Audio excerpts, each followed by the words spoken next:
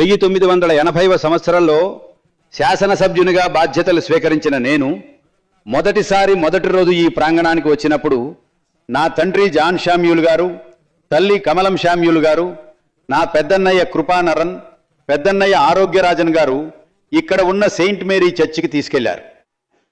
ప్రార్థన చేసిన తర్వాత నా తల్లిదండ్రులు చిన్న వయసులో నీకు పెద్ద బాధ్యత వచ్చిందని చెప్పారు.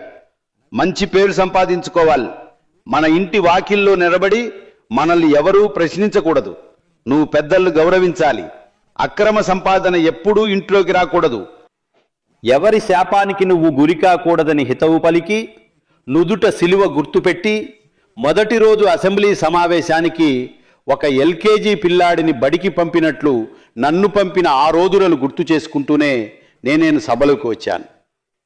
నేను పెరిగే క్రమంలోనే నా హృదయంలో 3 విషయాలను మాత్రమే స్వీకరించాను. ఆయన అంతుజిక్కని గొప్ప కార్యాలను, లెక్కించలేని అద్భుతాలను చేస్తాడు. నీకు చెయ్యగలిగిన శక్తి ఉన్నప్పుడు చెయ్యదగిన వారికి చెయ్యకుండా ఉండకు.